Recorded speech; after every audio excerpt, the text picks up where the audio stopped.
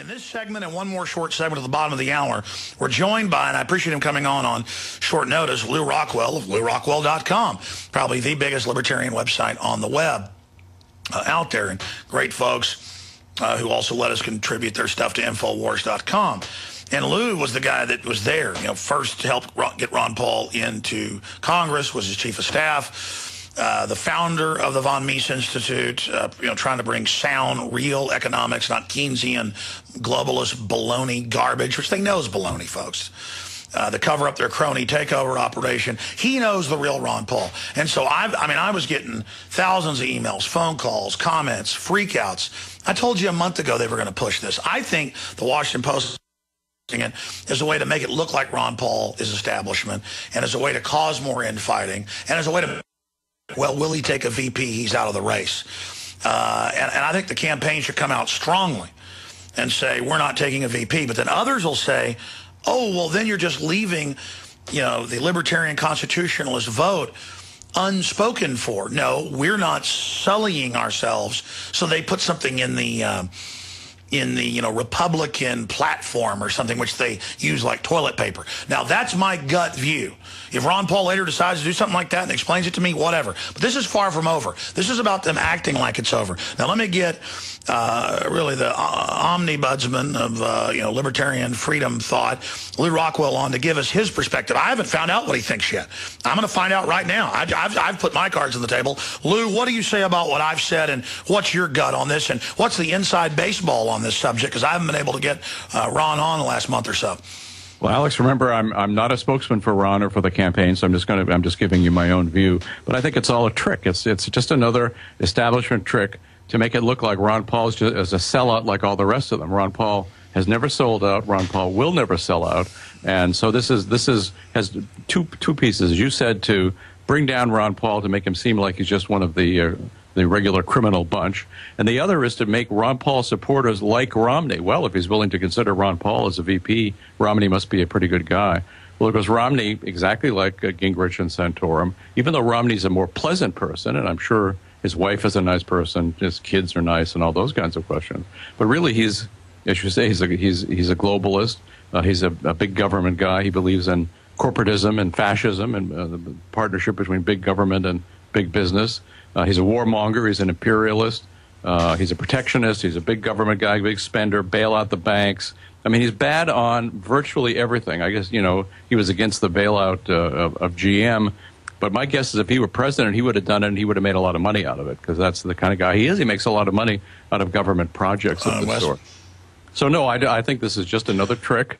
And they would never let Ron Paul be vice president. Ron Paul has a chance, we all hope and pray, to push his way into office by the people putting him there. However, the idea that the regime would invite him into office is just science fiction.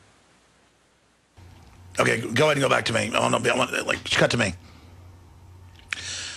Now, Lew, I'm just speechless, hearing you break this down, because I totally concur with you.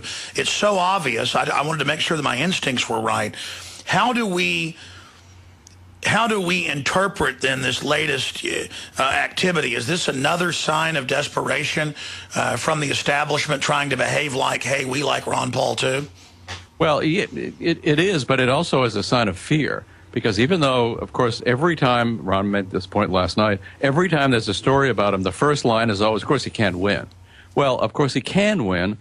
He is like the tortoise accumulating the delegates, especially if it's a brokered convention. He could have a very important role to play. They want to diminish him. They want to smear him, and this is smear number 185, and I'm sure there'll be others to come. It's just another trick. So they're not going to ask him to be vice president. It's just not going to happen. Now, if we go back to the original days of the American Republic and the way the Constitution was originally written, the president and the vice president were supposed to be antagonists because the vice president was the man who came in second in the presidential election. That's the way the founders wrote the Constitution originally. So if we think of that, it would be if Ron were to go in there and fight hammer and tongs from the vice presidents against everything the president was doing, that would be pretty great. But we only have to state that to realize there's no way in heck that they would allow Ron Paul to play that role. Well, that's exactly what I said earlier, and it's not because you and I are reading from the same song sheet. It's because it's common sense. It's our American system. It's our constitutional republic. But yeah, they are putting this out there as a wedge. Now, Rand is a great guy, obviously, chip off the old block. He's done what he said he would do in the Senate. We're proud of him. But he's being a little too gentlemanly, and it's okay for us to give him advice. They're not God, none of us are, and they like advice. But whenever he was asked, would you take a VP slot for one of the other Republicans, he said, well, it'd be a great honor to be considered. And I think by great honor to be considered for VP, well, it is an honor when you think about the American system. But I would say, no, I wouldn't from the other candidates. I can't compromise. I mean, that's a no-brainer. And then I think what gives some fuel to this concern, I think Ron Paul needs to say something about it, and soon. And I saw this a month ago, where Jesse Benton told the Dallas Morning News that any Republican should be looking at Rand Paul as a potential running mate because he's the smartest guy in the room and he has tremendous credibility with conservatives. So these are the type of quotes out there. We don't want to give our credibility to somebody like Mitt Romney, who we know is bought and paid for by the bad guys. This is going to destroy our credibility.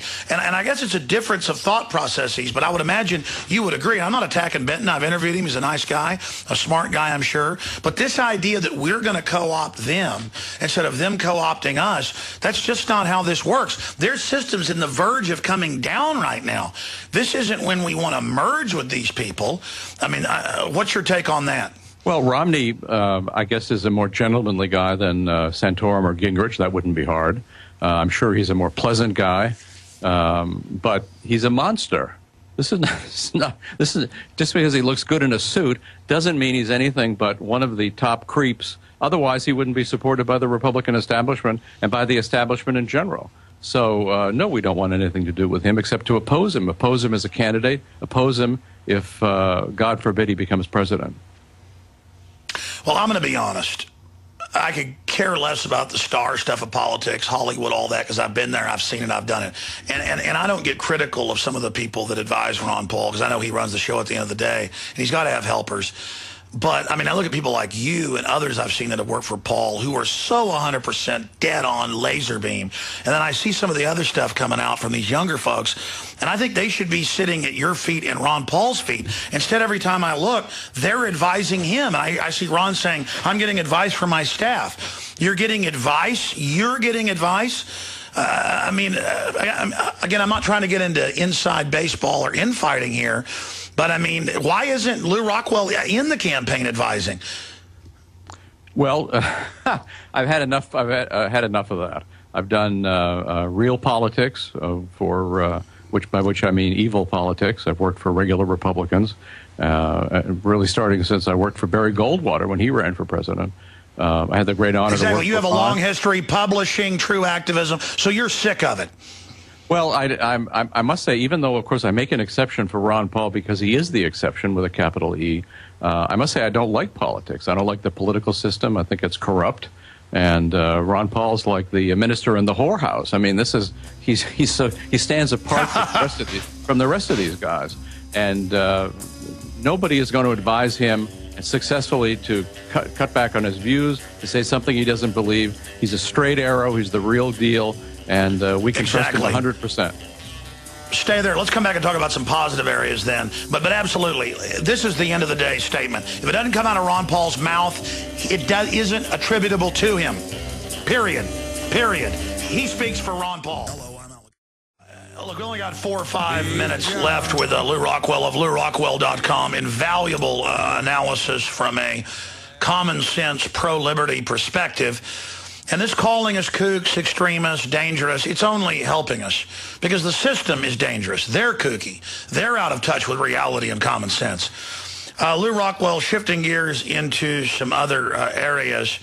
I had you on a few weeks ago, and there was some evidence of fraud, and you said, look, they've lied to us about everything else. Why wouldn't they? But now Maine, they admit they didn't count these counties. Just so happens where Ron Paul was dominating.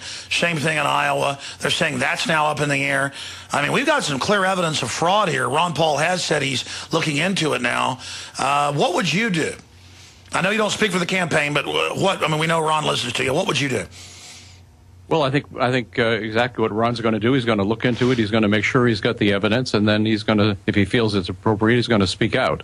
And he made a comment, in fact, at the debate last night, a funny comment about the votes in Maine. So, of course, it's clear that we only have to think of who goes into politics. It's the crookedest people we know, the demagogues, the liars, the thieves. So, of course, the elections are typically stolen, at least on the margin. Mayor Daley was not a unique figure in American life. So that's why you have to have ballot access, security, and to the extent you can. And it's wonderful, I would say, what happened in Maine and Nevada, where they were so openly taking it that I think it helps educate people to just watch out and to think that democracy as is practiced in the United States, and as, of course, the United States proclaims around the world, they're going to force it on everybody else. This is not such a great system. The American Republic is a different story, but this mass democracy of this sort, the crooked democracy, is unpleasant and a real negative for our country. I totally agree with you. I mean, we're not glad they're doing the bad things, but now that they're so out in the open, we are getting lemonade out of the lemons. I mean, look at how they're in the old paradigm where there wasn't new media to challenge them, stealing things in the open still, and I see what little bit of credibility they had bleeding out onto the floor. Are you seeing the same thing, Lew? Sure, and it's subverting them. It's not, as you say, it's not a good idea that they're stealing stuff. However, given that they're stealing, how much better it is that it's in the open, and this is subverting them. Americans are waking up. This is showing people in the Ron Paul campaign, in fact, anybody who's been following American politics in this election, that the thing is crooked. So it's a good thing that people feel that way. It helps them understand that the entire government is crooked, that they always lie to us. Whatever they're claiming about Iran, about Syria, about Social Security, of banks, to go down the list of 150 subjects, they are always lying. That's the one thing you can be sure of. They always lie. So it's up to us to find out the truth. Alex, you help people find out the truth. And this is a very important thing. We are reaching the American people, and they are no longer going to put up with this. So I think this is why they're so worried. It's why they're calling Ron Paul a Romney assistant and all that sort of thing, the latest smear. Yeah, I agree with you. And having a Bilderberg guy set up a super PAC and implying that Ron Paul's a globalist when I can set up a super PAC, Jesse Jackson can set up a super PAC for anybody. I mean, it's ridiculous. They're just pulling out all the stops. Now, in closing, we got about 2.5 minutes left. I like to always ask this question because we don't do pre-interviews, as you know. What is foremost in 2.5-minute closing statement on your radar right now? What's really got you excited? What's got you angry? Well, first of all, what's got me angry and got me worried is another war. Obviously, they're attempting to overthrow the last secular regime in the Arab world in Syria. It's going to lead to vast massacres, just as has happened in Libya. And it's going to put even worse people in charge. There are people worse than Saddam Hussein or Assad or the dictator of Libya, and they come into power. We call it democracy. Well, it's just more corruption, more death. Then, of course, the real enemy, at least at this stage of things, is Iran. They killed 1 million people in Iraq. I don't know how many they plan to kill in Iran, but this is not only, of course, a moral disaster, but it's an economic disaster. We're going to have $10 a gallon gas if they do it. A lot of people think that's great. They think it's great. The environmentalists think so, and so do the neocons. Force Americans to use less gasoline, drive less, live at a lower standard of living for foreign purposes. So this is obviously not a good thing. It's frightening. They're going to spend trillions of dollars more on this war, and again, they're going to build up a mountain of corpses. All the pro-life people like Romney and Santorum and Gingrich, they're happy to slit the throats of the little children in Iran, of course. So these people are not pro-life; they're pro-death. So what's got me excited is what Ron Paul is doing. The millions of young people he's reached, not only in this country but around the world, who are interested in the cause of liberty, Austrian economics. He's already won the election in this sense because of the young people. He has. Great job, Lew Rockwell. Thank you so much, my friend. Thanks for coming on short notice. LewRockwell.com. Our site's Infowars.com. Great job, Lew. Talk to you again soon. All right, folks, stay with us.